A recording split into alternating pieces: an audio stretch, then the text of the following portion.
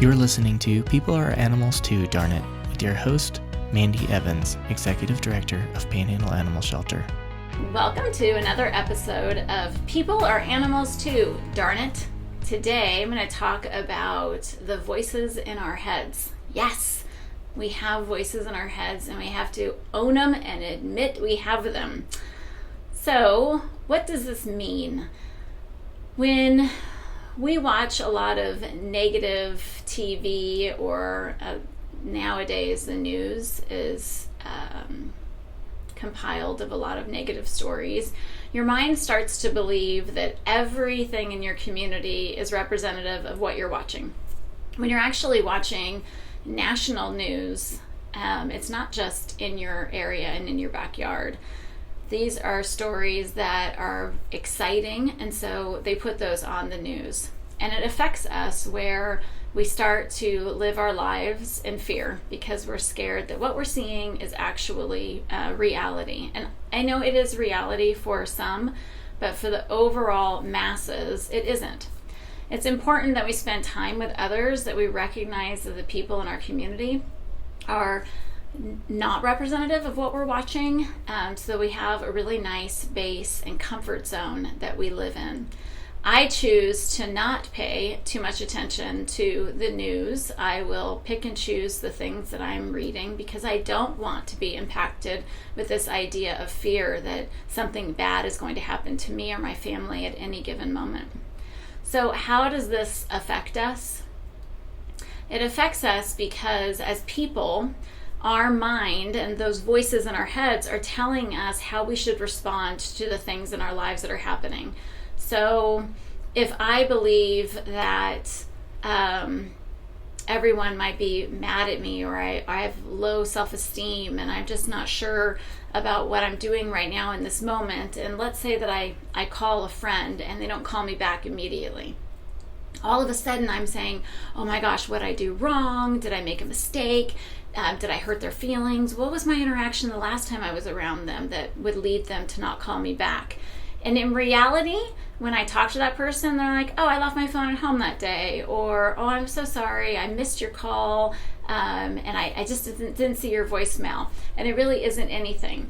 But instead, what we typically do, and I know I did this, and that situation actually did happen to me, where I didn't talk to somebody for months, and I would have sworn that she was mad at me. And it wasn't the case at all. But I was so scared to pick up the phone and try to reach out to her again to say, hey, is everything okay? I was so scared that she would tell me something that I did that I would be ashamed of, that I chose to not make that step. So that was all on me, because when I did talk to her, she was like, everything's fine. I don't know what, no big deal. I've just been traveling and really disconnected for a while, and it was for my own health, and like, oh, thank God. Here's another kind of fun example. My kids are now into Harry Potter, and we've been watching, after we finish a book, then we watch the movie. And Moaning Myrtle. If anybody has read or seen Harry Potter knows that Moaning Myrtle is really a downer. Everything you say, she is able to turn into a negative. So if you say, I came to talk to you, then she would say, why? So you can tease me, and oh yeah, everybody wants to make fun of Moaning Myrtle, And that is her mindset, right? That's what she is telling herself. So if we all imagine that we have these filters in our heads, and the more that we can recognize those filters and help go, oh, wait a minute, that's not what I should be doing, or oh, that's my thoughts, that's not reality, the more successful we can be. So how does this look for animal welfare and the mindset that we have? Let's say that you're somebody who really loves animals, really loves them, which I think almost everybody in animal welfare does. But you begin to start to feel like nobody else loves animals as much as you do. Or you just don't understand where people are coming from with the decisions they're making. You can end up creating a reality around an animal that actually isn't real. I'll give you an example. We had two citizens bring in a dog to our animal shelter, and they were very worked up. They said they had found this dog in a ditch. It had been abandoned by its owner. It might have been hit by a car. They're not sure. It was sick, dehydrated, ill, was hardly moving, all of these things. And we brought the dog in, and we thanked them so much for taking the time to pick him up and bring him to us. And we started to ask questions. Now, typically someone might say, oh my gosh, I can't believe that they would do that. Let's put this animal, we're going to take care of the animal. We're not going to put it out as a stray because we don't want these owners finding him, because clearly they neglected their dog, they abandoned their dog, and now he needs medical treatment. All of these stories are being generated from this initial interaction. But if you take the time and you say, okay, did you see the owner take the dog out of the car and drop it by the side of the road? No, he was just there when we found him. Okay, did you like see him on one day and then you came back the next couple of days and saw him again, like that you'd know that he'd been there for a while? No, we just saw him that one time and picked him up. As we ask questions, we figure out that the story that we're being told is generated from the thoughts and feelings that that person figured out or determined on their own, and not actually on the reality of the situation. The fear around that is if we are responding to the way people are bringing things to us, and that could be completely false and not out of fact, we build a story that could prevent an owner from finding their animal, could prevent a positive interaction with the owner when they come to pick up their animal. And how is that serving the animal? If we can always remember why we're in this, we're in it to serve animals.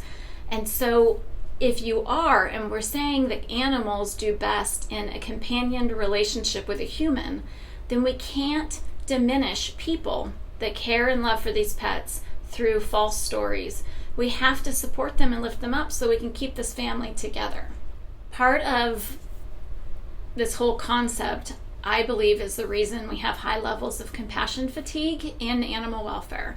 I know that there are situations and shelters out there that have compassion fatigue because the need of their shelter is so immense that it is extremely stressful and hard on them. So I am not discounting compassion fatigue at all.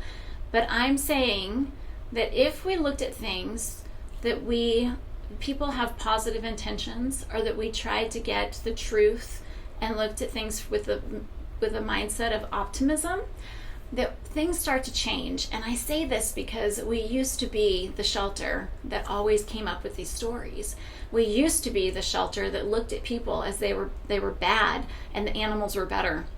When we changed our mindset, everything in our shelter changed. We're a much more positive and happy place. And all of us, I feel, live pretty nice, generally positive lives because we have a more optimistic outlook. Ways to empower yourself or recognize the behaviors and empower your teams as well is to do some workshops or just practice that when something is happening, you question yourself. So if you start to feel a certain way, you start to ask yourself questions like, okay, wait a minute, is that reality or am I making that up? And then not being scared to challenge the stories that you're hearing. I have another fun story that happened here at the shelter where a volunteer came to me and said, oh, did you see the poor cat that had its leg slammed in the car door? And I was like, oh my gosh, what do you mean? Did the owner slam its leg in the door and he couldn't afford the surgery? And she said, no, he came in as a stray. I said, oh my gosh, then did the person picking up the cat on the side of the road accidentally slam its leg in the door when it was trying to save it? She said, no, they found it that way. I said, so how do you know the leg was slammed in a door? You don't. It's a made-up story based on some information. And some of the time, those made-up stories actually are enhanced to support the animal and put people down. That's what I'm challenging you to do today, is to pay attention to these stories, make sure that they aren't intentionally putting people down, and that we're supporting both animals and people equally. Hence the reason that this podcast is called People Are Animals Too, because so much of the time we easily put people down to support animals, and we need to stop. So to help you with your teams, with yourself, paying attention, there are really fun books. There's one called Brain Bullies that you can get. It's actually a children's book. This book has great graphics, super fun. You can look at, there's pictures of different bullies in your brain and how to recognize them, and that they're basically your own thoughts leading you to make decisions that may not be based on reality. The other thing is to look at life in a more optimistic point of view. Pay attention to the things you're watching on TV, that you're reading. You know, what I do a lot is when I see things on Facebook and it will put somebody down and says a story about some animal in need, I really question whether or not that story is accurate. Or I might call that shelter or the person and find out what's going on. I just try to challenge the stories that I hear now to make sure that they are truly accurate. So I hope that this has been helpful for you, and I look forward to your comments, suggestions. Like I've always said, this is just my opinion. I really feel like we're all in this together. So if you have other ways that you work to tackle the voices in your head, or things that you do with your team at work, please feel free to make some comments, suggestions. We would really appreciate hearing from you. Thank you.